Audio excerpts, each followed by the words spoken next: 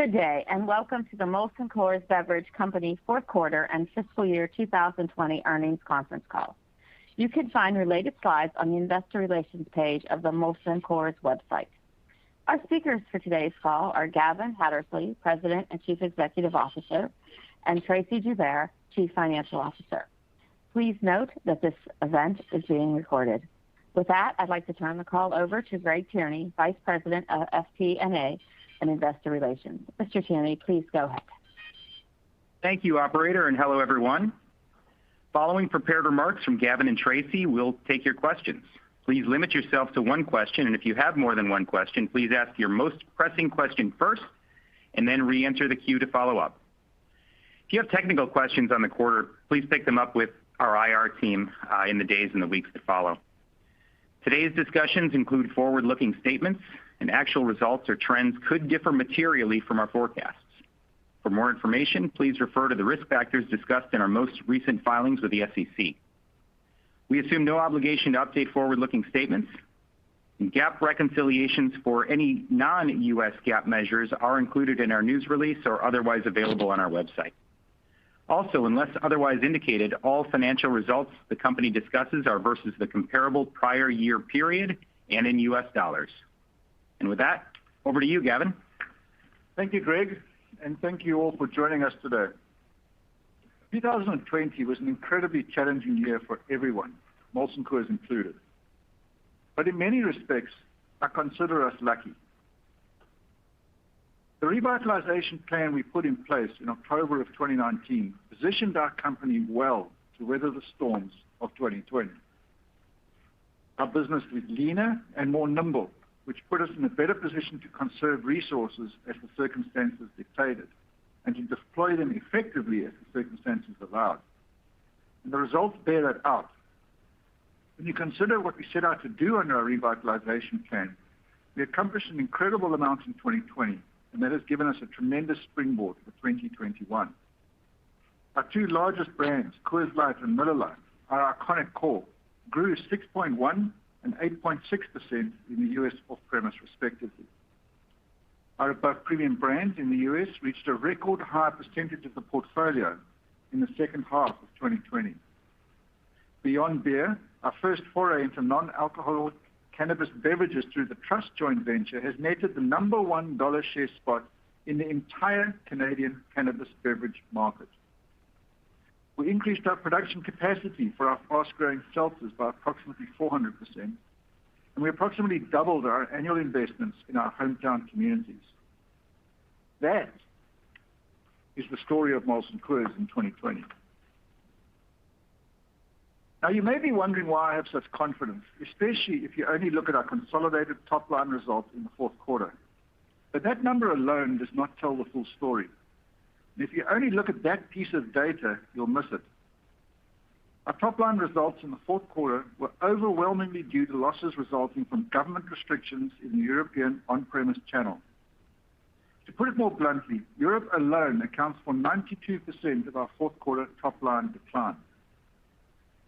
But those results are not reflective of the performance we've seen across the rest of the business, and the story is very different in our largest market. And how different? In the fourth quarter, Molson Coors grew net sales revenue in the United States. We grew the top line in the United States. Our plan is working. So let's look deeper at our results in 2020 and what we have in store for 2021.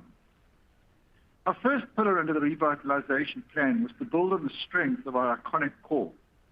In the U.S., our largest beers, Coors Light and Miller Lite, delivered 6.1% and 8.6% respective growth in the off-premise. They again grew share in the premium light beer segment, and they finished 2020 with stronger brand health. We're pleased but not satisfied with those results. So in 2021, we're going to put even more marketing behind these two iconic brands. And we're thinking big, as you may have noticed around the big game last weekend. And again, I want to point something out here. We are demonstrating our ability to grow in seltzers and expand beyond beer while strengthening our core brands. We are demonstrating we can do both. The revitalization plan was specifically designed to free up resources so we can meaningfully invest behind our core, our growth and above premium, and our expansion beyond beer.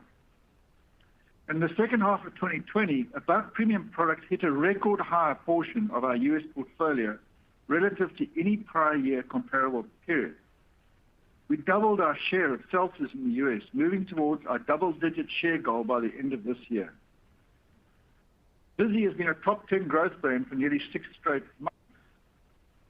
Vizzy's incredible growth has been accomplished with basically just one pack. But in a few weeks, we plan to add more firepower to that brand with a second variety pack, and a few weeks later, we plan to launch Vizzy Lemonade, a lineup we believe is tailor-made for Vizzy given its unique antioxidant vitamin C attributes. And we are excited about the opportunity for Coors Seltzer, which launched at the end of September. We are seeing promising signs, including repeat rates that are stronger than Bud Light Seltzer and Corona Seltzer at the same point during their launch. In 2021, we have strong plans to accelerate marketing support behind Coors Seltzer, as well as its commitment to help save America's rivers. And that's just the beginning.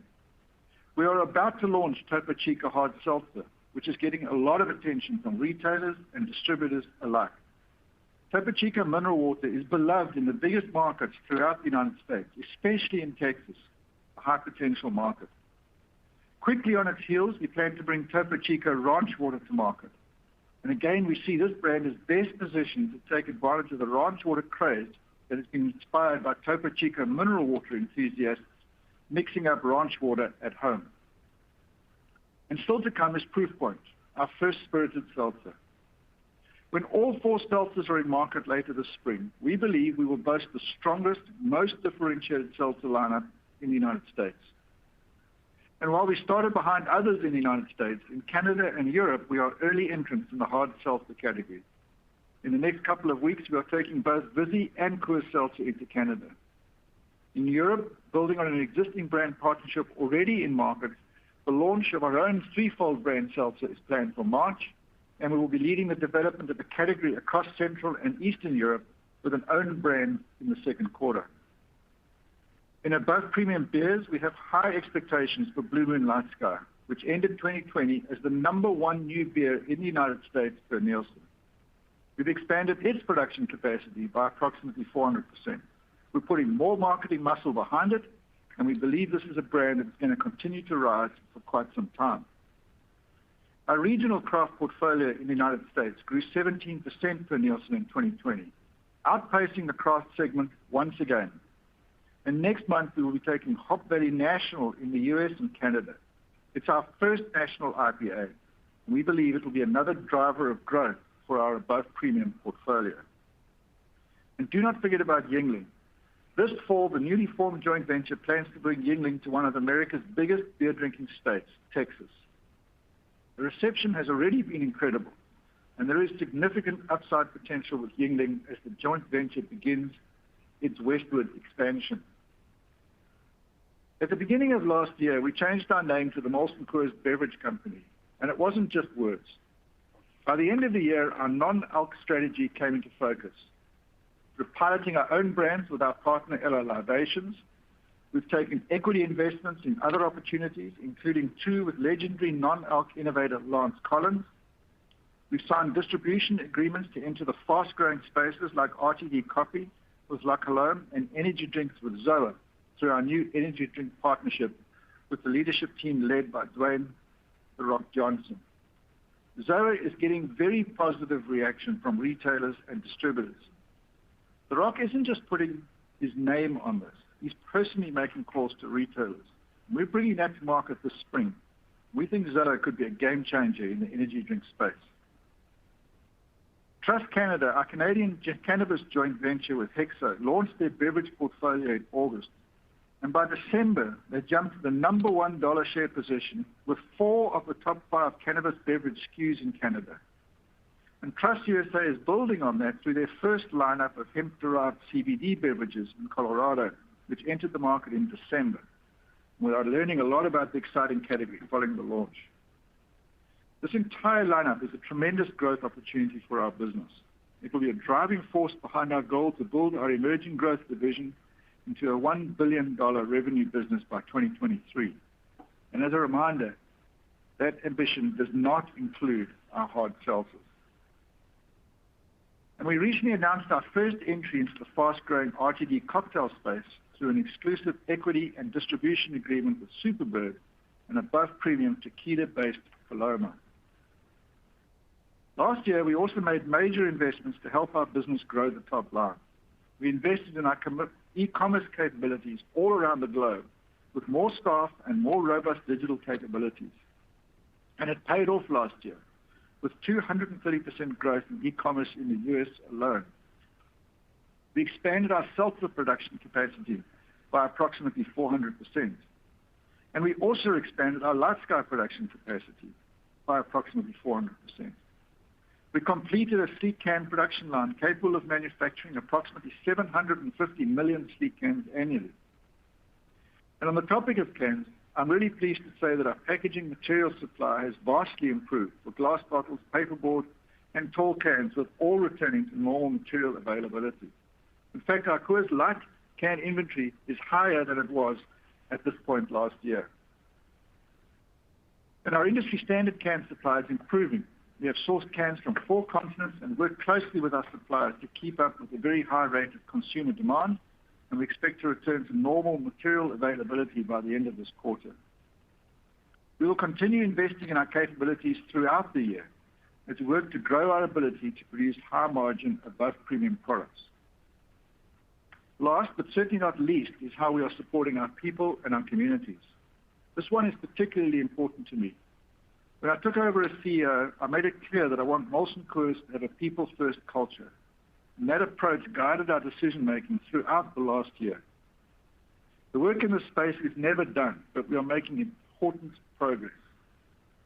Last summer, we set a goal of increasing the representation among people of color in the United States by 25% by the end of 2023, across the country, among salaried employees and in leadership positions, each where market availability shows we have room for improvement. We have made progress towards that goal, and we expect to continue to do so.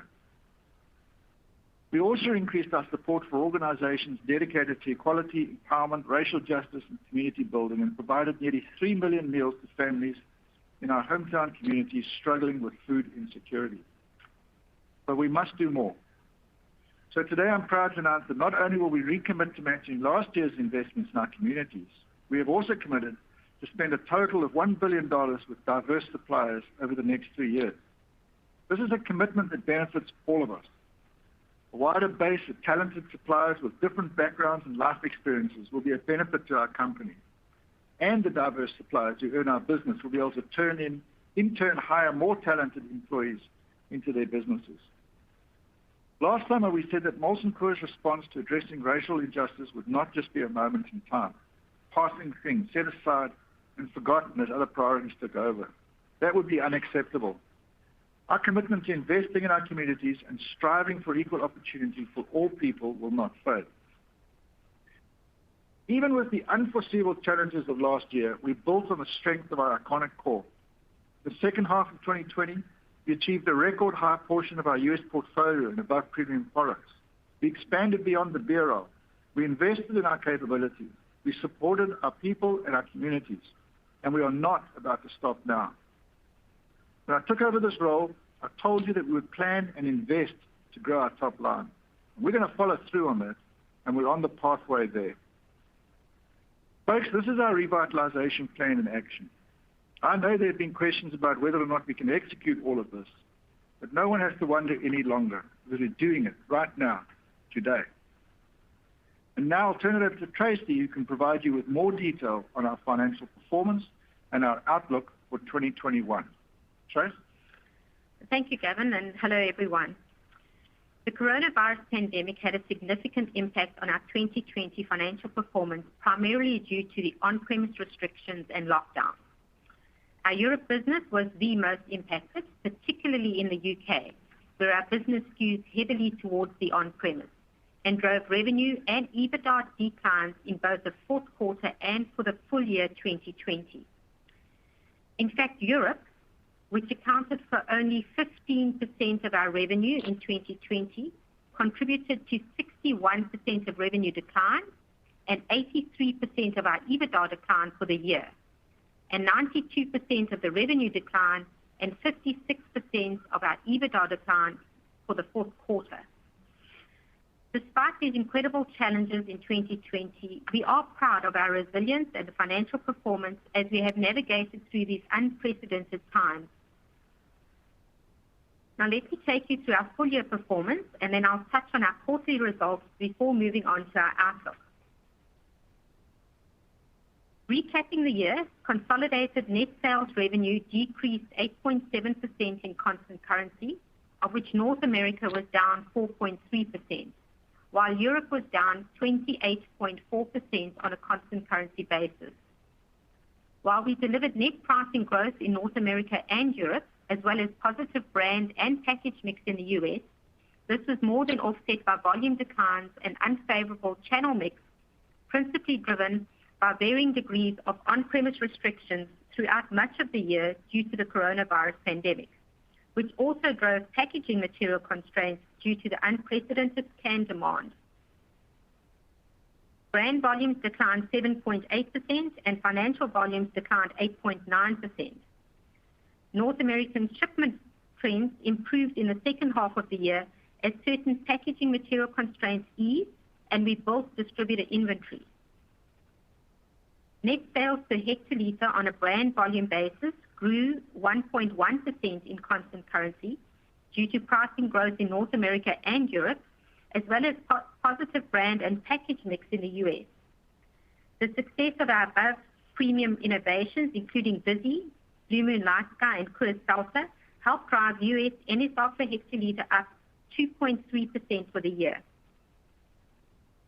Underlying COGS per hectoliter increased 2.8% on a constant currency basis, driven by cost inflation, including higher transportation costs, volume deleverage, and mixed impacts from premiumization in North America, partially offset by cost savings.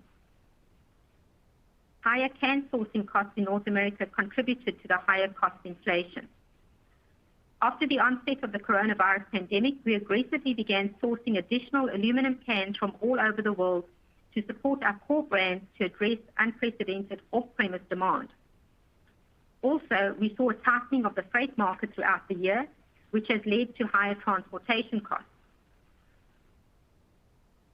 Underlying MG&A decreased 9.9% on a constant currency basis as we quickly took action, pivoting spend away from areas impacted by the coronavirus pandemic, particularly live entertainment events and sporting events due to shortened or delayed seasons, such as the delayed start of the NHL season into 2021.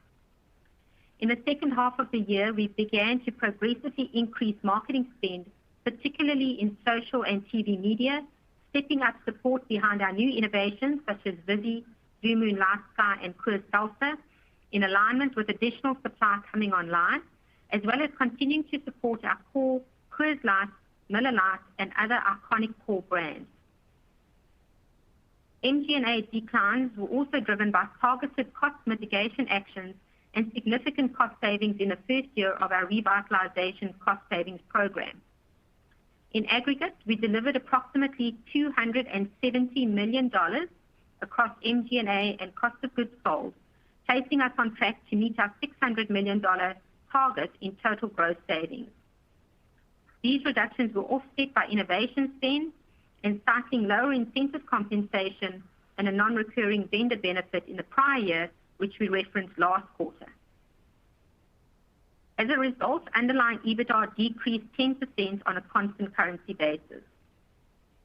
Underlying free cash flow was $1.3 billion for the year, a decrease of $104 million from the prior year, driven by lower underlying EBITDA and higher cash taxes, partially offset by favorable working capital.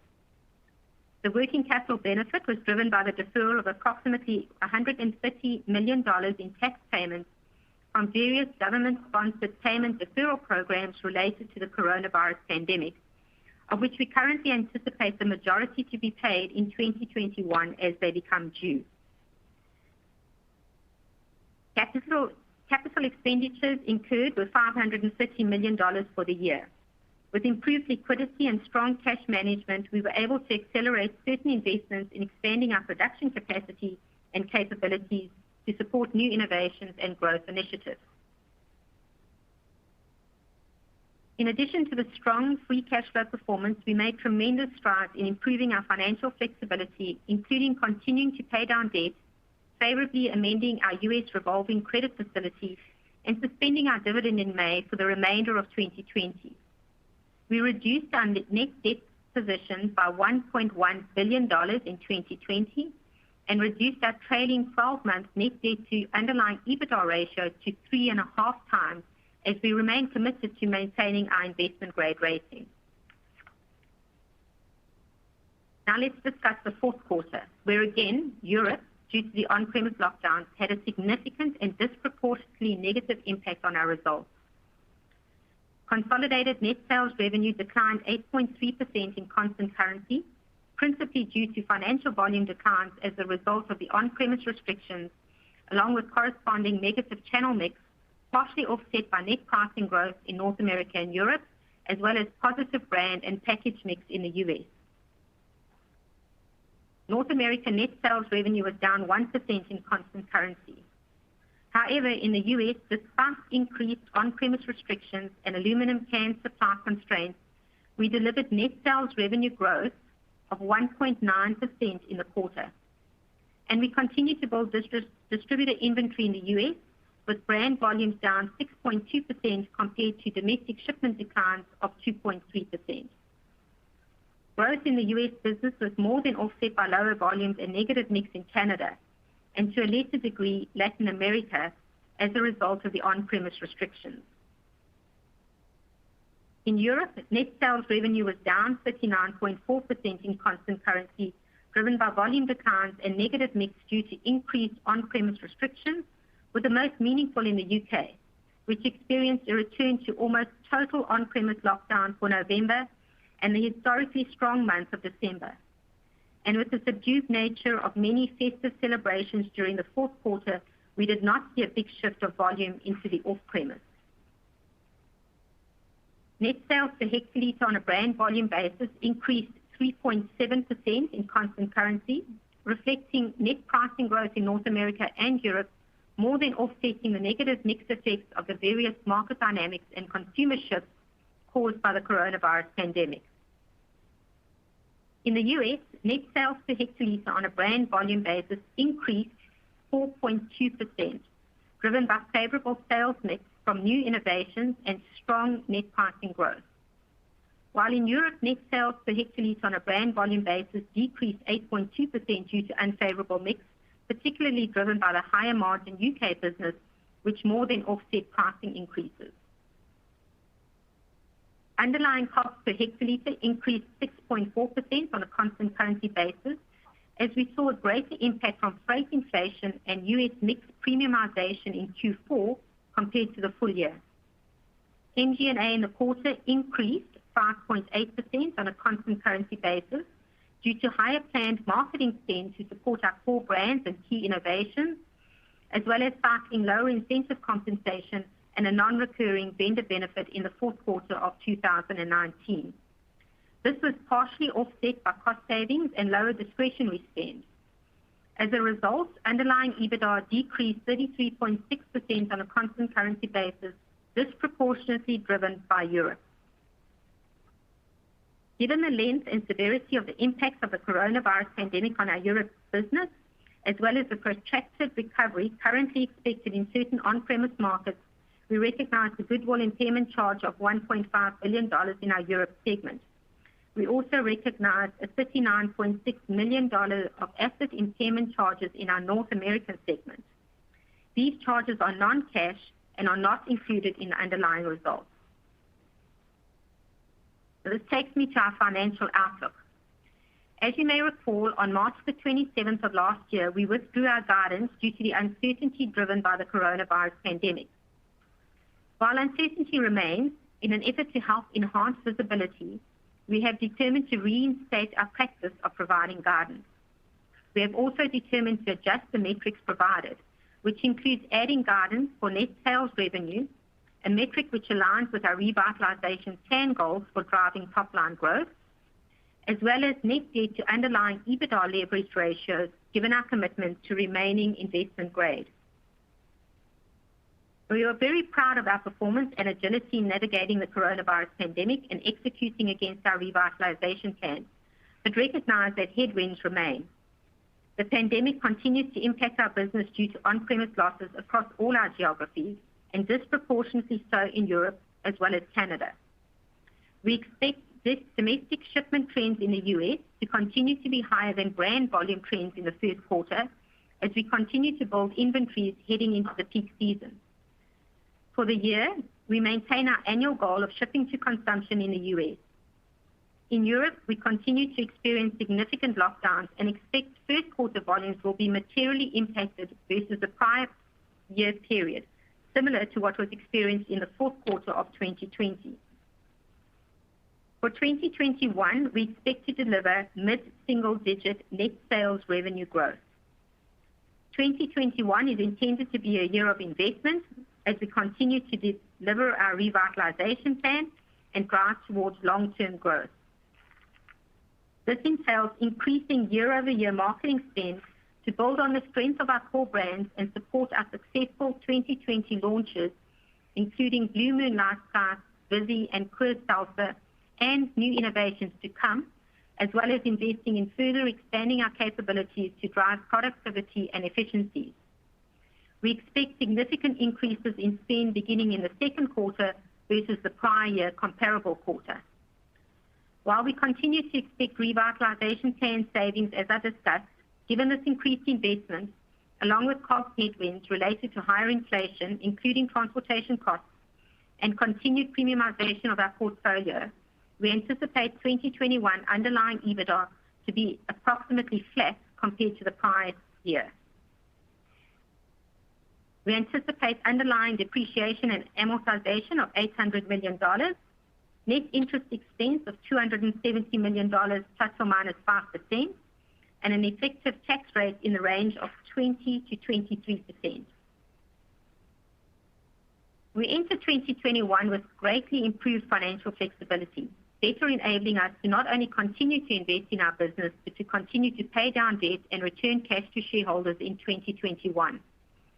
As I mentioned, we significantly reduced our net debt position by $1.1 billion in 2020 and reduced our leverage ratio to 3.5 times as of December 31st, 2020.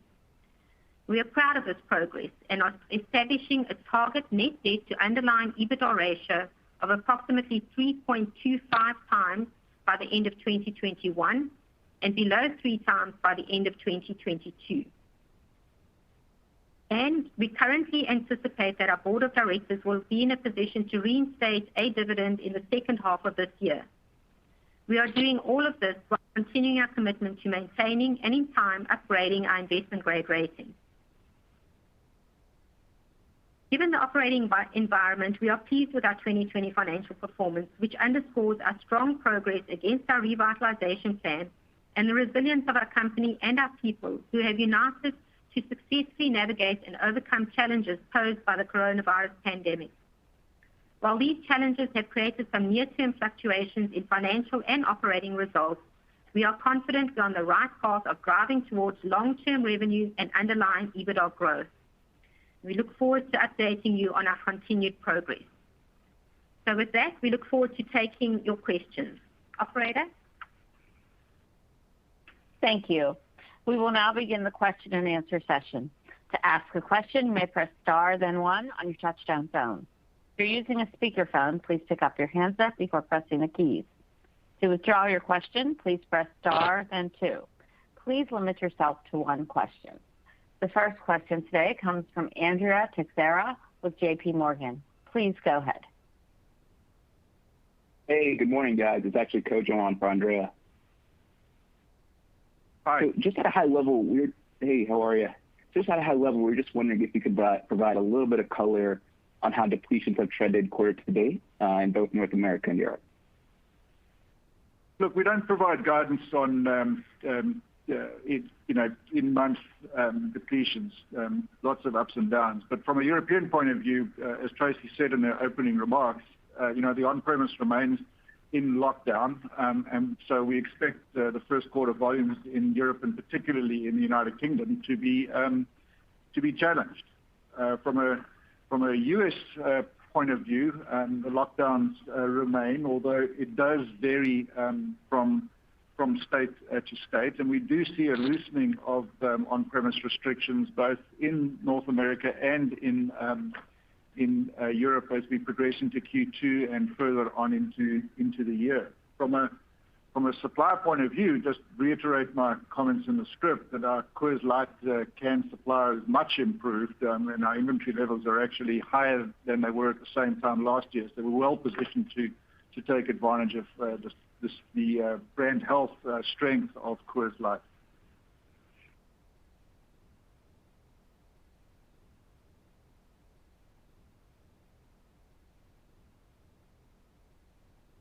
Next question. The next question comes from Kevin Grundy with Jefferies. Please go ahead. Great. Thanks. Good morning, everyone. I wanted to spend some time on Europe, just given the impact in the quarter. So obviously pretty challenging, both from a revenue and profitability perspective. Understanding that the impairment charge is non-cash, it naturally signals a less confident outlook and ability to return to levels of profitability perhaps you'd previously thought, at least within a reasonable amount of time when you're doing the discounted cash flow model. So Gavin, it'd be good to get your updated views on your outlook for this business, strategic fit within the portfolio, and how you're thinking about the cost structure given this less constructive outlook. And then Tracy, for you relatedly, not to get too much in the weeds with this, but I'm just trying to understand the margins in the quarter. So the top line pressure in the second quarter was worse than the fourth, but the margin performance was clearly a lot more pressured. The decremental margins in the second quarter, about 25%, closer to 60% in the fourth quarter. It just seemed like there was a better ability to sort of flex down MG&A in the second quarter than there was in the fourth. I think it'd be useful for folks if you could maybe spend a little bit of time on that. So thank you both, and I'll pass it on. Thanks, Kevin. I'll talk about Europe and performance specifically. Look, I mean, the on-premise restrictions in Q4 were fairly draconian. There was somewhat of a scattergun approach across Europe, which made it a little harder for us to plan and react to, particularly on the cost line.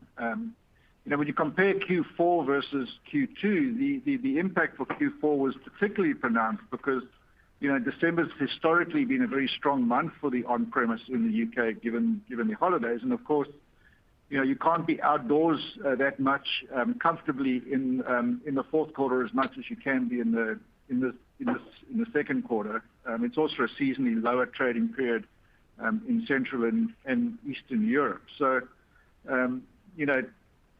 we saw similar declines in the second and fourth quarters from a volume perspective, but the on-premise restrictions in the second quarter were more uniform, so it made it easier for us to plan. Certainly, the lockdowns, as I said earlier, have continued into the first quarter. We did make some conscious decisions in Q4, though, Kevin, to invest behind our core brands, not only in the United States but also in Europe, and in particular in Central Europe. We've got some strong healthy brands, and we wanted to make sure we positioned ourselves for sustainable recovery in 2021. So, that explains why the MG&A in Europe was a little higher than you might have been expecting. We were investing behind our brands. What else? Question there? So Kevin did ask about the strategic outlook. Oh, okay. Yeah, look, I mean, Kevin, our top priority as a company as a whole is to make sure that we emerge strong coming out of the pandemic when the on-premise returns to more normalized levels, and this includes Europe, which we continue to view as a strategic asset. And then maybe Thanks, if I can just jump in on the margins. So, in Europe in Q4, we focused our marketing investment on specific brands and markets where we had capacity, and we needed to ensure that we were competitive in context of share of voice and brand health metrics. And so the investments that we made in Q4 in Europe were to support the ongoing performance of our national champion brands and our premiumization. And then also just to note, we were cycling comparatively much lighter spend in Q4 of 2019 in Central Europe. So, that would account for some of the margin differences. Okay. Thank you very much. A bunch of questions, but I'll pass it on. Thank you. The next question comes from Kaumil Gajrawala with Credit Suisse. Please go ahead. Hi, good afternoon, everybody. Can you talk a bit about your expectations for the on-premise for 2021 as it relates to what you've incorporated into your guidance and what sort of, and specifically to the U.S., at what rate do you expect it to recover? How much does that contribute to your numbers? And then if you could also maybe help us with mechanically what that means for your business. I believe your shares are higher off-premise. We kind of know that over the course of 2020, large pack sizes took a larger degree of share from the rest of what was being sold at food retail. That obviously will look very different when we get to an on-premise, a more normalized on-premise environment. So is that are you a net share beneficiary as the on-premise turns back on? Does it work the opposite direction? If you could help us with some details there, that'd be helpful. Thank you. Thanks, Kaumil. A lot in there. Let me try and give you some context. Obviously, the reality is the situation remains fluid and it varies market by market. In the third quarter of last year, we did see some on-premise reopenings pretty much across the board in the countries in which we operated. And during the fourth quarter, we saw a return to much more severe on-premise restrictions as most countries went back into strict lockdowns, and there was no benefit of outdoor dining given the climate. In terms of our major markets in the UK, the government operated a tiered system of restrictions in October. Then they followed that up with a national lockdown in November. They returned to a tiered system in December, but pretty much the UK is locked down as we speak. In North America, Canada was particularly impacted more than the US from a lockdown point of view. It was a stricter lockdown, and then we really did see varied pictures across the United States, depending on which state. So from an on-premise performance point of view in the United States, it's been fairly stable for a while now. There's no big spike up or down. In terms of market share, we think that the consumer moving to big and trusted brands will benefit us in all the markets in which we operate, and where we have seen reopenings, we've seen that play through from a market share point of view. So I think we will be net beneficiaries when that takes place. I mean, obviously in our above premium portfolio, we were very pleased with our performance in above premium in the fourth quarter, and that's in the face of Blue Moon and Peroni, which are strong on-premise brands, being obviously challenged because of the lack of on-premise. So we expect that when the on-premise comes back more fully, that those two brands will be big beneficiaries of it. If you look at the UK, which is our largest, which is the market which has the largest on-premise exposure, we've demonstrated a sustained track record of growing our share in the on-premise in the UK. For at least 5 years pre-pandemic, we've grown our share in the on-premise as we've driven to be first choice for our customers. And in fact, just learned this week that we were number one again with our customers in the Net Promoter Score survey across the trade in 2020. So, we've got contracts to supply many of our competitors in both the retail and wholesale models. Our customers value the service that we bring through our own brands and also our wholesale brands. And so we believe we're well positioned to gain share in the UK market when it reopens. I think I got all your questions there, Kaumil. Yeah, you did, and it was probably unfair. It was a lot of questions in one. If I may ask just a follow-up on the portfolio, and maybe your best guess. You've announced a series of deals over the last number of months. If you were to maybe give us an idea, can you give a best guess of what your portfolio breakdown is likely to look like by the end of the year? Is it still likely to be about 2/3 premium lights, followed by followed by high end, and then I don't know how much non-alc will be as part of it. But maybe just give some idea of, if we put all of these deals together, how your portfolio may look different as we move forward with the rollouts of these products in the next 12 months.